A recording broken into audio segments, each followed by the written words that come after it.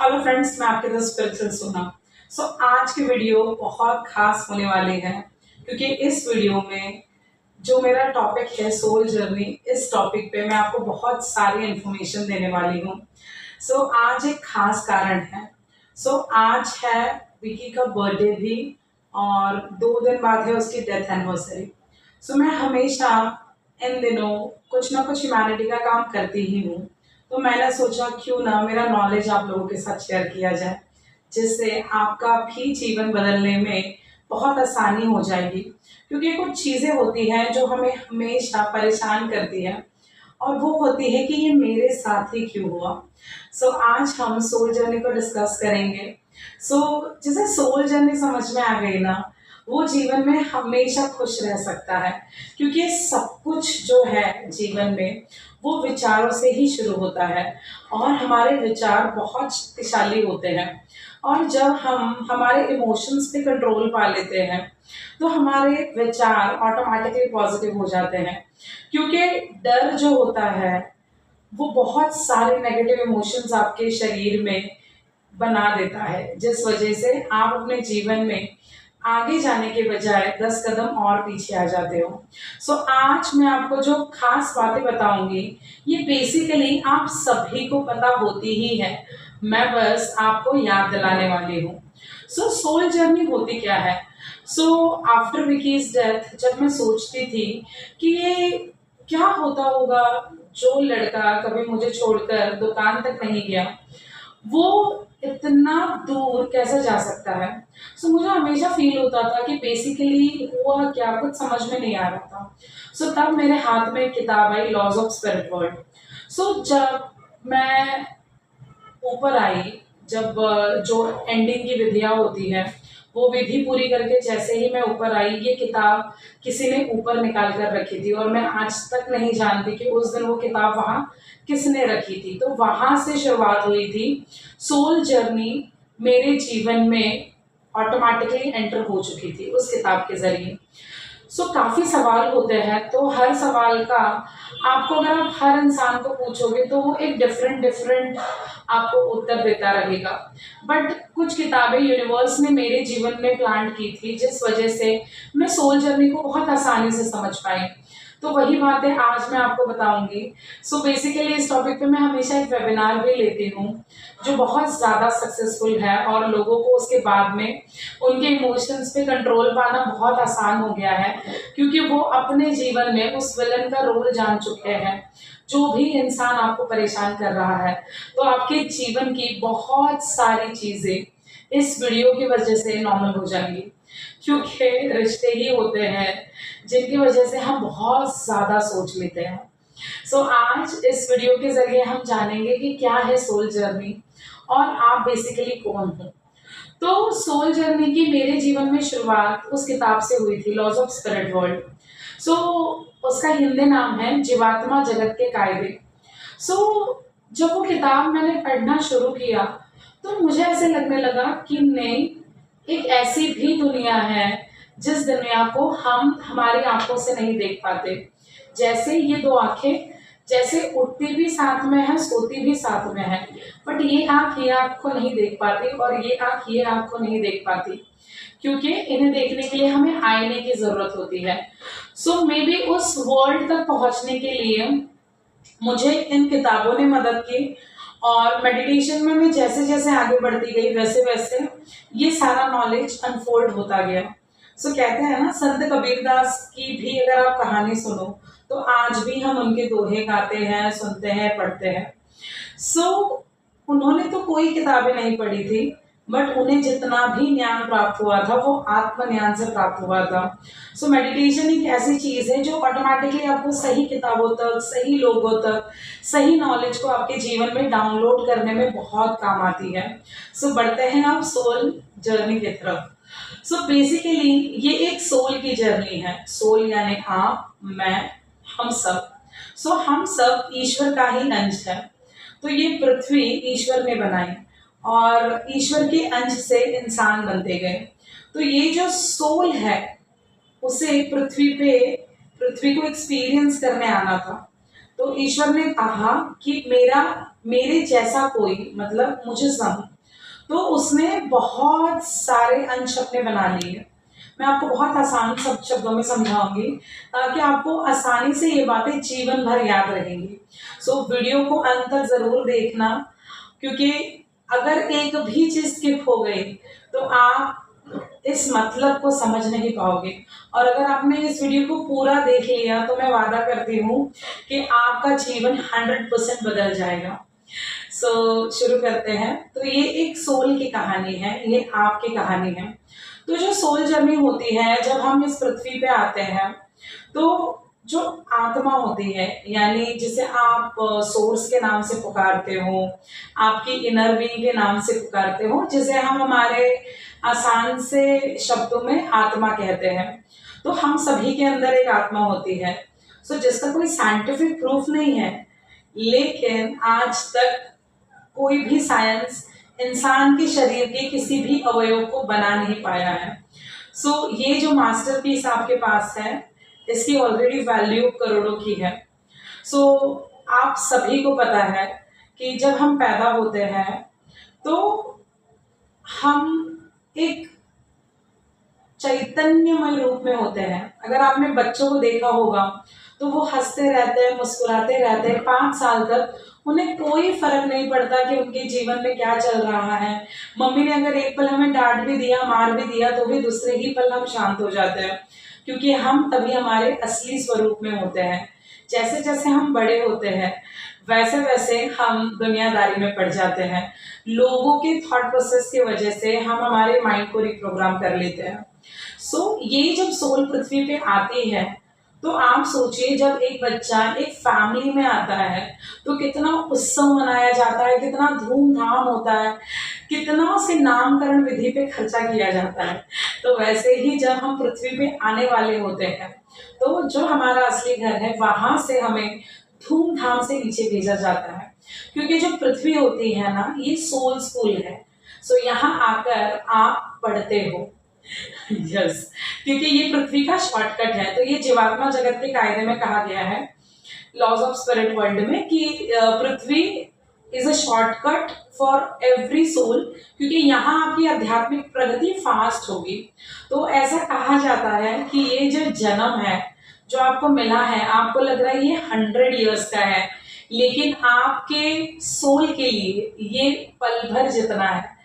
जैसे आपका 1 साल पकड़ लीजिए, आप उसे एक दिन कह सकते हैं, एक्चुअली उससे भी कम होता है।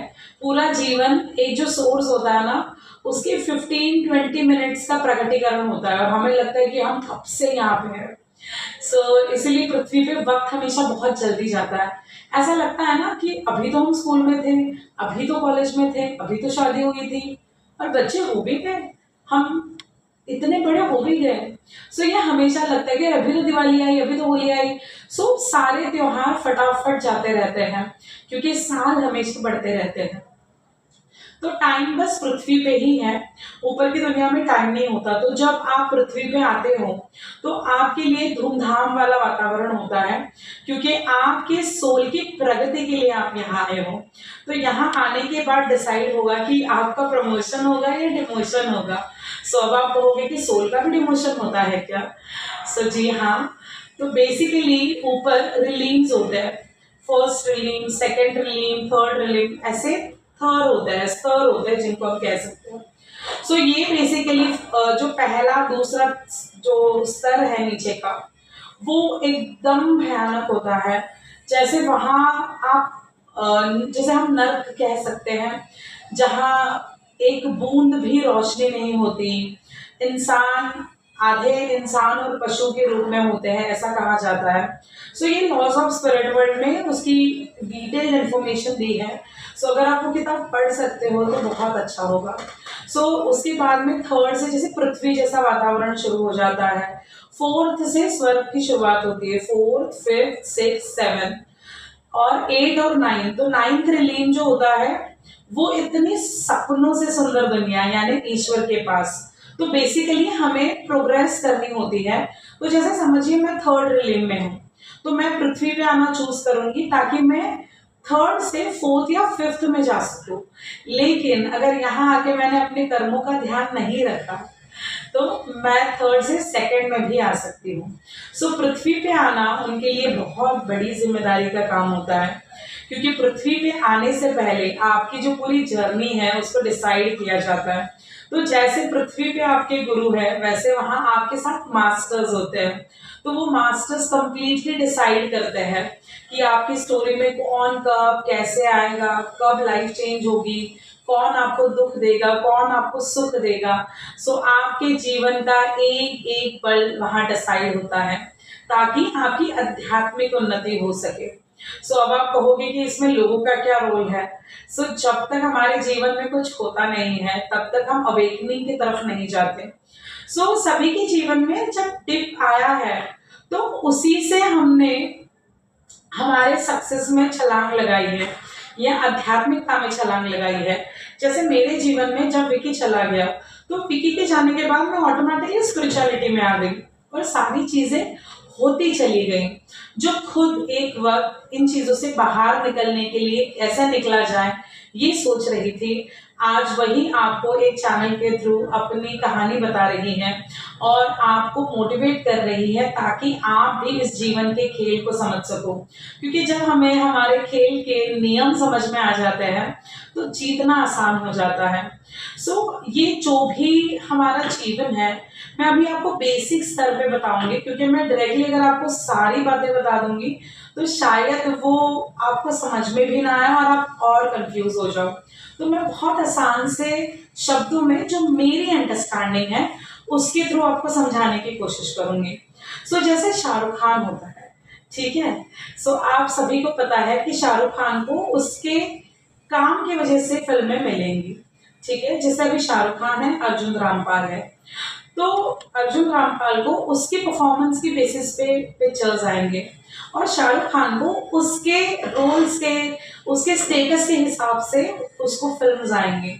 तो उनको फिल्म दी जाती है, तो जब वो 4 या 5 मूवीज की स्टोरीज पढ़ते हैं उसमें से वो एक को साइन करते हैं, वो सभी को साइन नहीं करते।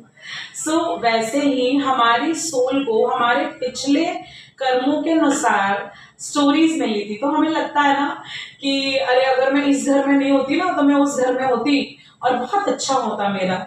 सो my dear friends, really wanted to tell you कि अगर आप इस घर में नहीं होते तो इसी से रिलेटेड शायद कैरेक्टर्स बदल जाते, लेकिन कहानी आप ही के कैरेक्टर के आसपास घूम रही होती है।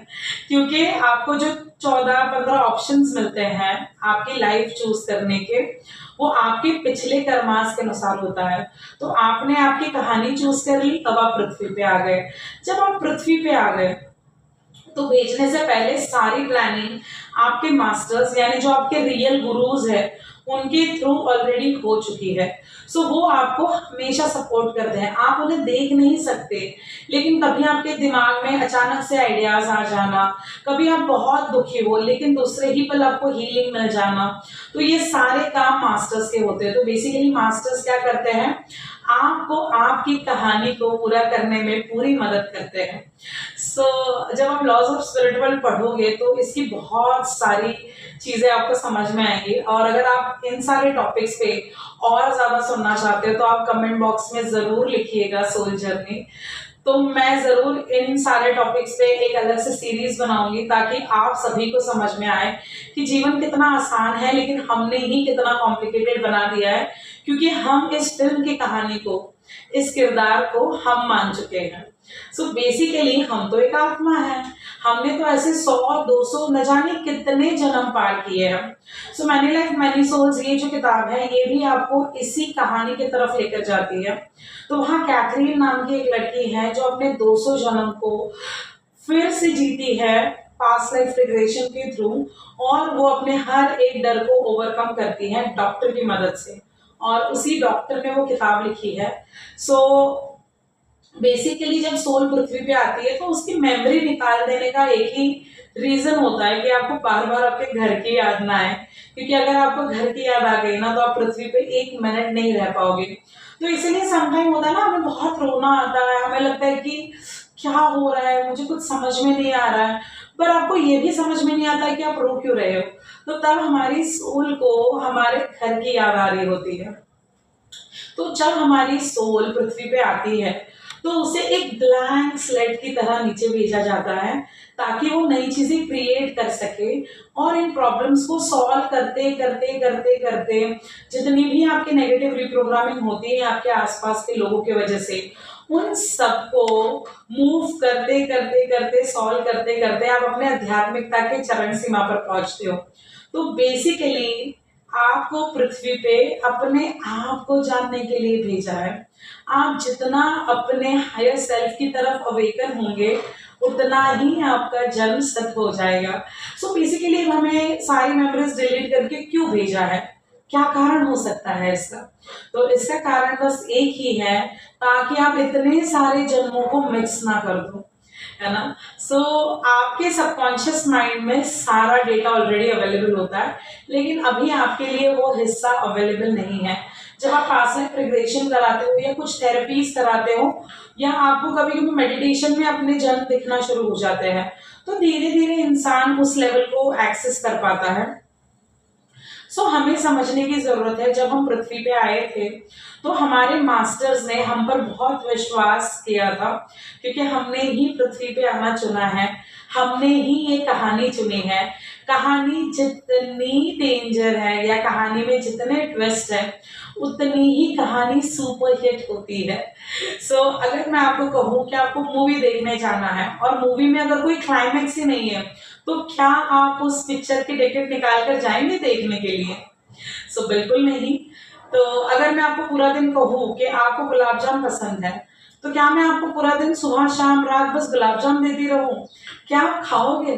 नहीं, क्योंकि हमें बैलेंस मील चाहिए होता है।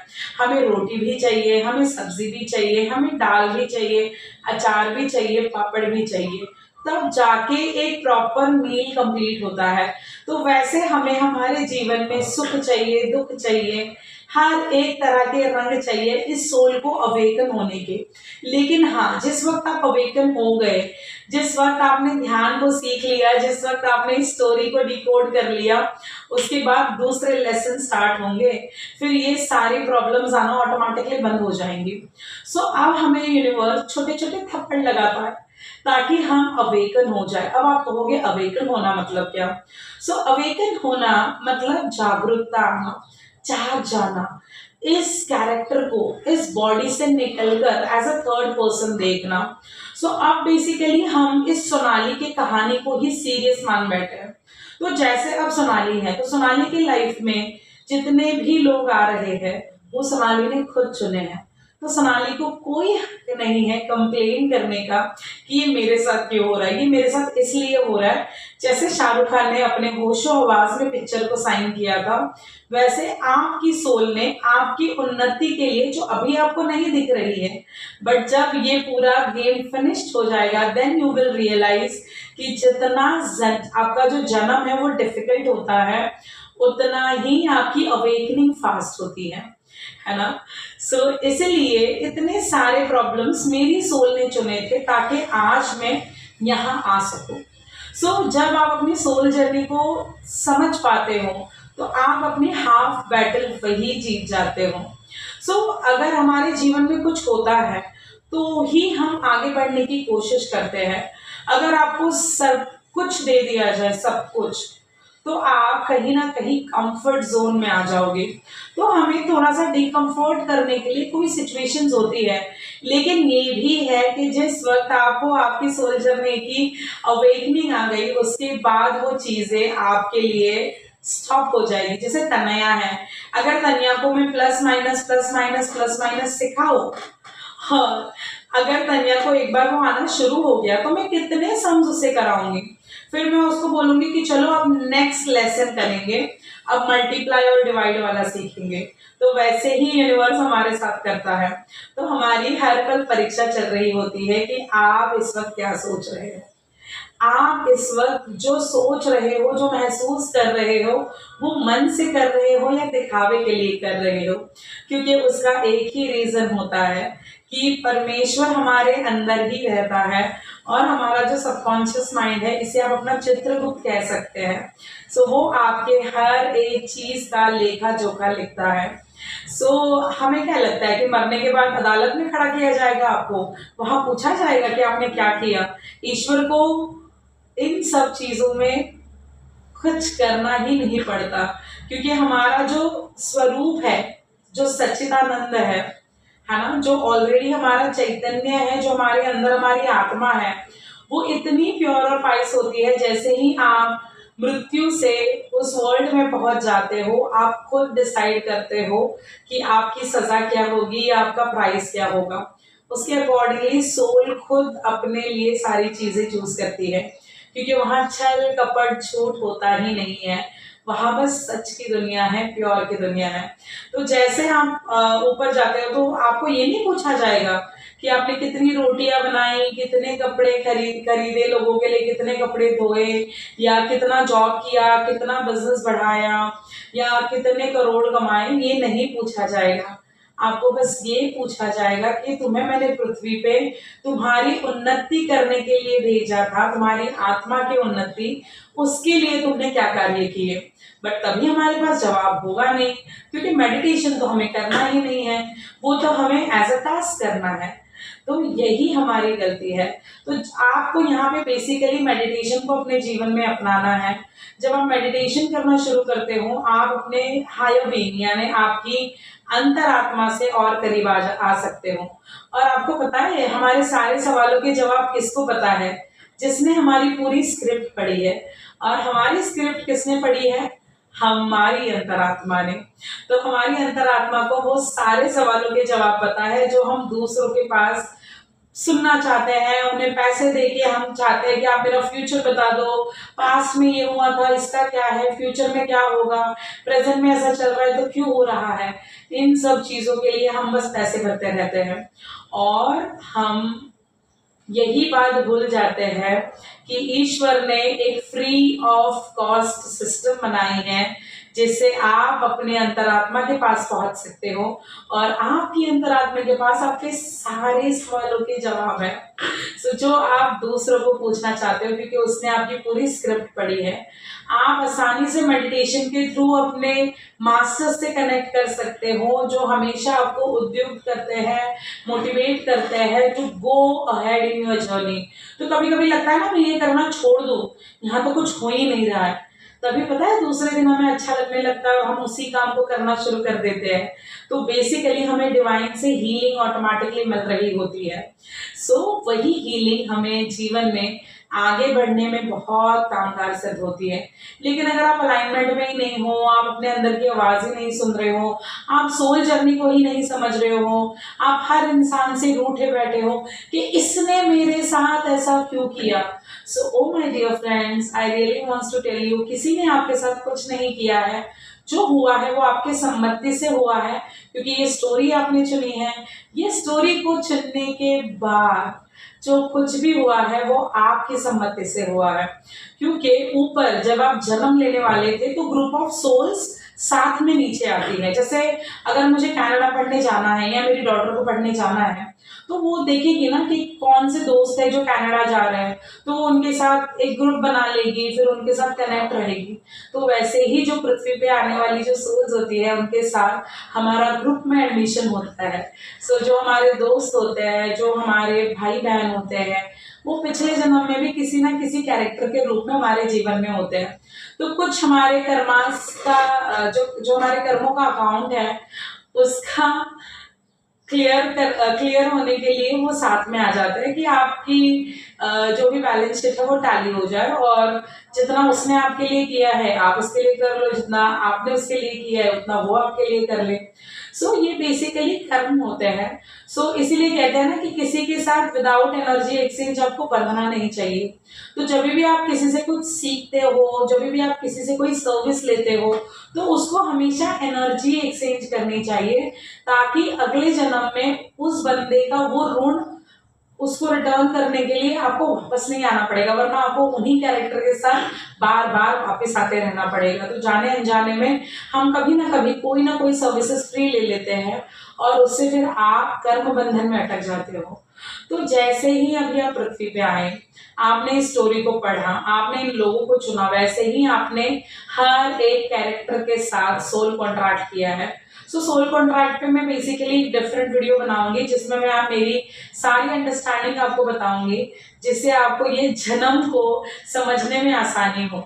तो सोल कॉन्ट्रैक्ट होते हैं तो उसमें आप अपने जीवन के विलन्स को खुद चुनते हो और आपने बकायदा उन विलन्स को रिक्वेस्ट की है कि सुनो, मैं तुम्हें प्रे करती हूँ कि इतनी अच्छी एक्टिंग करना ना कि बस मैं टूट जाऊं, और जब मैं टूटूं तो मैं इस तरह अपने आप को पालूं कि मैं बस मेडिटेशन के पीछे लग जाऊं, स्पिरिचुअलिटी में आगे बढ़ जाऊं। अगर आप सोचिए उस विलन ने अपना किरदार अच्छे से नहीं निभाया तो क्या आपको दुख होगा? अगर आपको दुख हुआ ही नहीं तो क्या आप अपने जीवन में आगे बढ़ पाएंगे? सो बेसिकली विलन का काम होता है बहुत अच्छे से उस रोल को निभाना। सो इसमें एक छोटा सा समझने की एक ट्विस्ट है जो आपको समझने की कोशिश करनी होगी।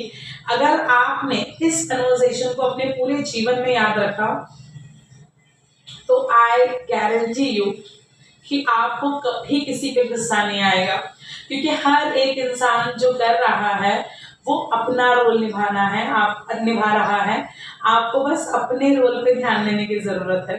तो जैसे ही ये सारी चीजें होने लगती हैं, ठीक है, आपने उस कैरेक्टर को बोला कि सुनो, तुम इतना अच्छे से रोल निभाना कि मैं टूट जाऊं, मुझे हर्ट हो जाए, मैं रोने लग जाऊं और उस वक्त मुझे मेरी प्राप्ति हो, यानी मेरी अंतरात्मा से मैं कनेक्ट हो जाऊं।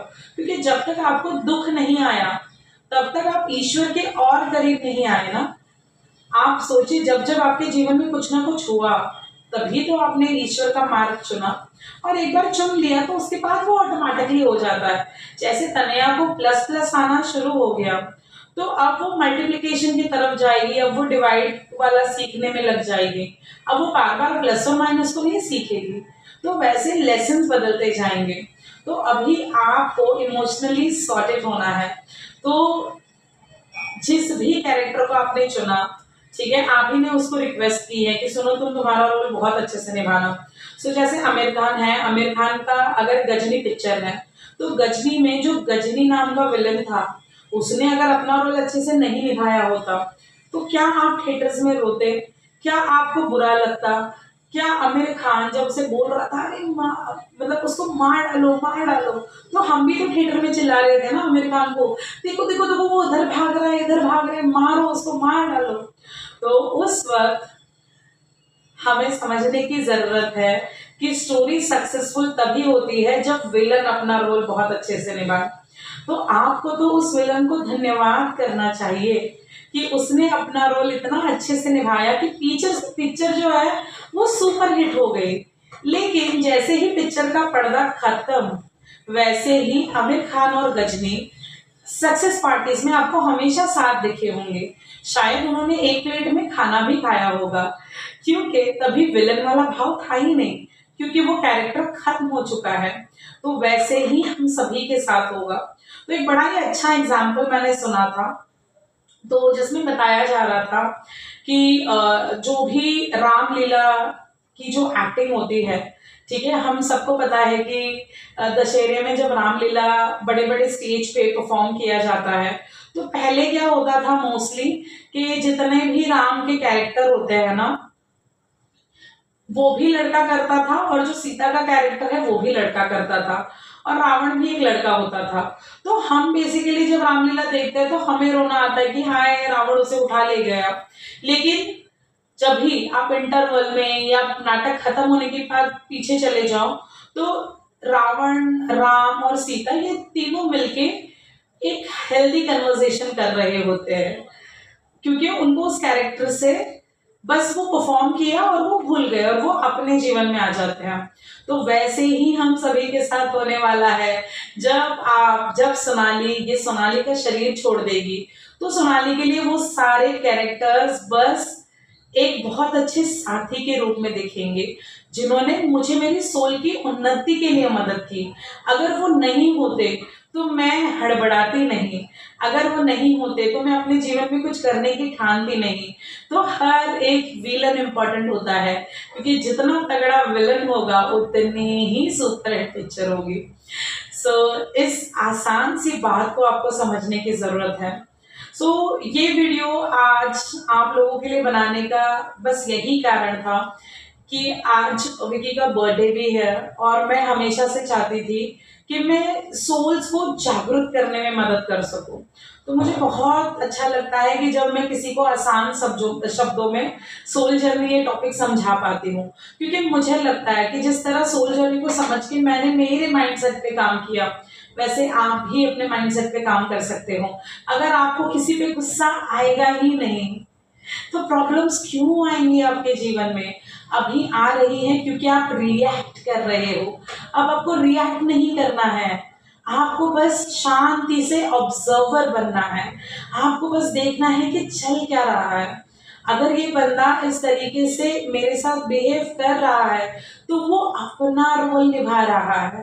तो जिस वक्त आपने इस चीज को डिकोड कर लिया तो आपका जीवन बहुत आसान हो जाएगा, और आपका जीवन आपकी जिम्मेदारी होता है, क्योंकि आपका जीवन आप ही के हाथ में है।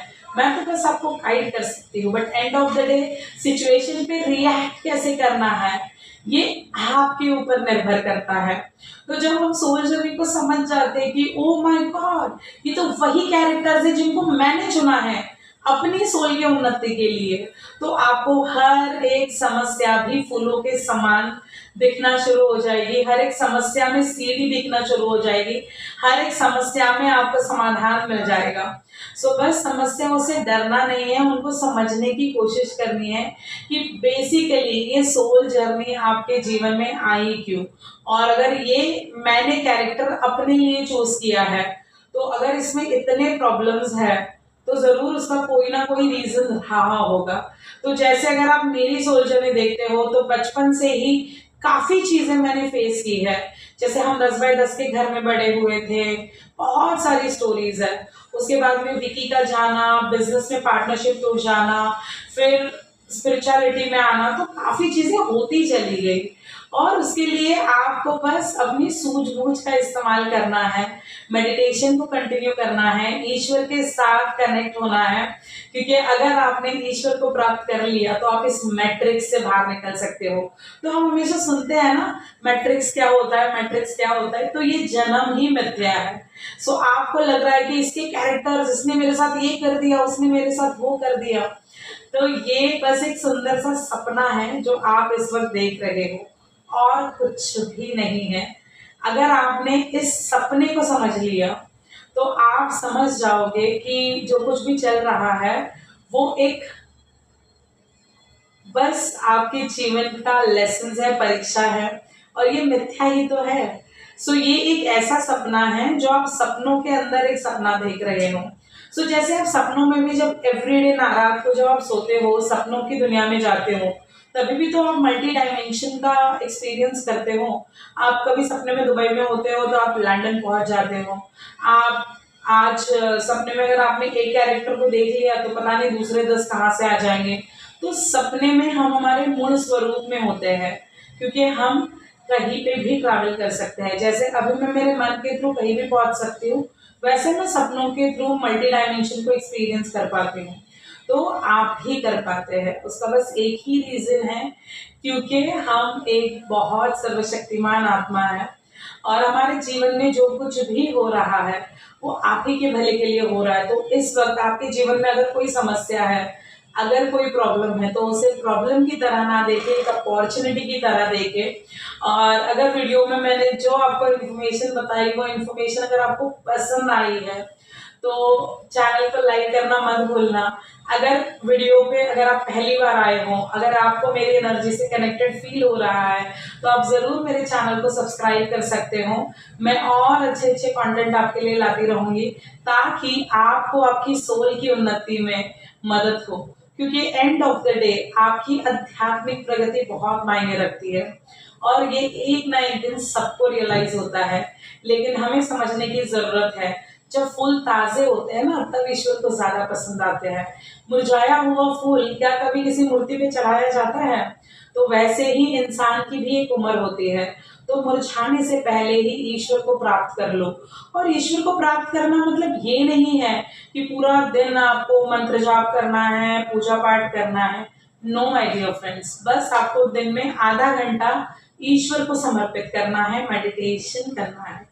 क्योंकि जो फूल, जो फल, जो नारियल आप ईश्वर को चढ़ा रहे हो, वो ईश्वर का ही बनाया हुआ है। उसे किसी चीज की जरूरत नहीं है, उसे बस जरूरत है तो आपके प्यार की।